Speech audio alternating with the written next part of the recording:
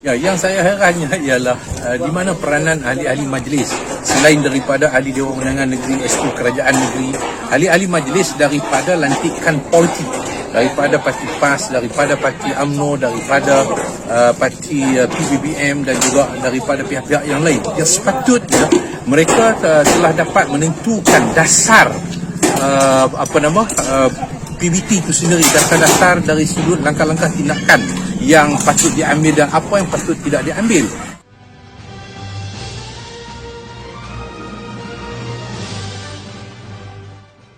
Assalamualaikum warahmatullahi wabarakatuh. Salam sejahtera.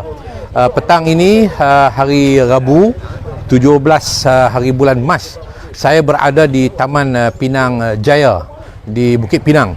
Mari mendengar sedikit rintihan permasalahan yang berlaku pada pagi tadi, di mana pihak penguat kuasa Majlis Bandaraya Alustang yang telah datang meroboh binaan-binaan bangsai yang dibina di kaki lima jalan di sekitar Taman Pinang Jaya ini khususnya, dan juga di belakang Taman Pinang Jaya ini di kawasan Tanah Rizab yang telah pun diroboh oleh pihak Majlis Bandaraya.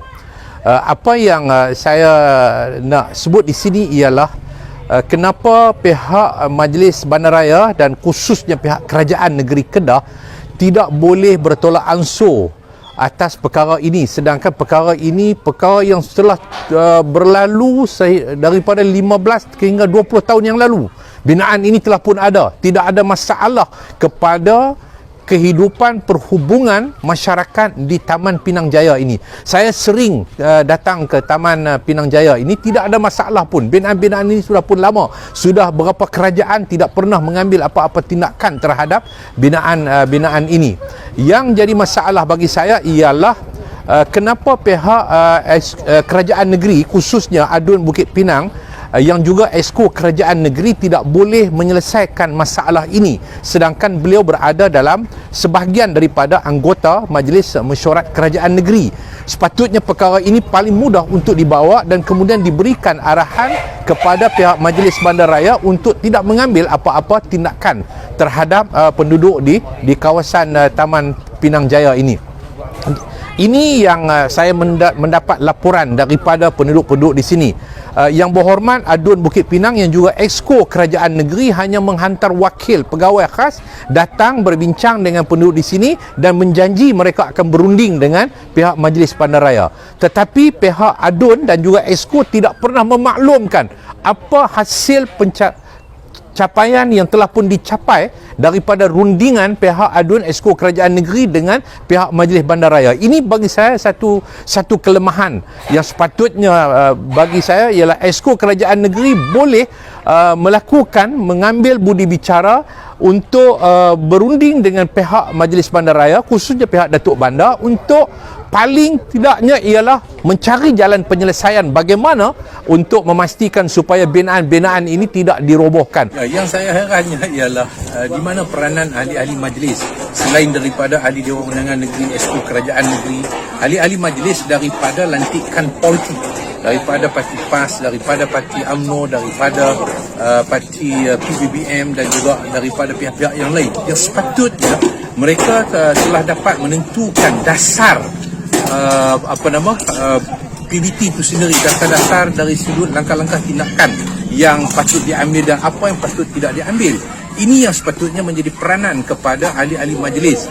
Jadi kalau ahli majlis hanya menjadi pengangguk dalam mesyuarat, sama seperti mana Adun ataupun Exco menjadi pengangguk dalam mesyuarat, maka akhirnya yang menjadi mangsa ialah masyarakat dan rakyat jelata dalam negeri Kedah. Dan inilah apa yang berlaku di Taman Pinang Jaya ini. Jadi saya harap bahawa rakyat sudah boleh menilai bagaimana kegagalan orang-orang politik, sama ada Adun ataupun Esko Kerajaan Negeri maupun ahli-ahli majlis yang datang membuat perbincangan dengan penduduk, kata nak berunding dengan Datuk Bandar, tapi akhirnya tak maklumkan kepada penduduk apa hasil rundingan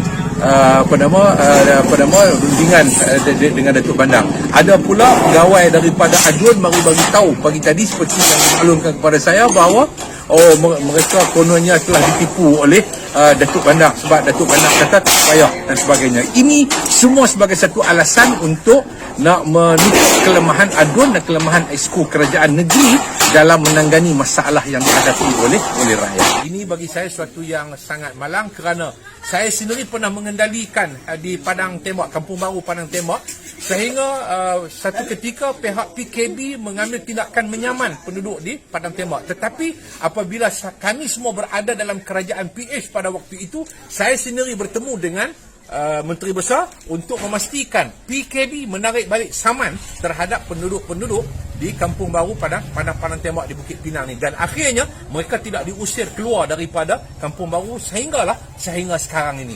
Jadi bagi saya bahawa ini sepatutnya peranan kerajaan, ahli-ahli Dewan Undangan Negeri khususnya dan juga Exco kerajaan negeri untuk bertindak menyebelahi rakyat untuk memberikan keselesaan kepada kehidupan masyarakat dan rakyat. Apatah lagi Exco PBT adalah daripada PAS. Exco PBT adalah daripada PAS, iaitu Datuk Dr. Hayati. Sepatutnya bagi saya adalah mudah untuk ADUN Bukit Pinang ni juga Exco kerajaan negeri untuk berbincang dengan Exco PBT yang menjaga Majlis Bandaraya ini untuk berbincang bagaimana penyelesaian. Jadi akhirnya timbul rasa tak puas hati di kalangan penduduk di sini. Ada orang yang menyebelahi parti yang memerintah pula, dikatakan boleh buat rayuan, dibenarkan. Jadi tak diroboh bangunan yang juga dibina, yang dilihat sebagai menyalahi apa yang telah pun diambil tindakan oleh pihak Majlis Bandaraya terhadap penduduk-penduduk yang lain. Jadi orang sini melihat bahawa kerana parti politik, jadi kita tidak mau perbalahan kerana parti politik akibat daripada ketidakadilan yang dibuat oleh pihak PBT dan juga oleh pihak kerajaan negeri, dan ini merupakan satu kegagalan dan satu yang sangat memalukan. Jadi saya mengharapkan supaya ini menjadi satu pengajaran kepada kita semua untuk setiap permasalahan mesti diselesaikan dengan perbincangan yang sedalam-dalamnya, mencari jalan penyelesaian untuk tidak membebankan rakyat. Assalamualaikum warahmatullahi wabarakatuh.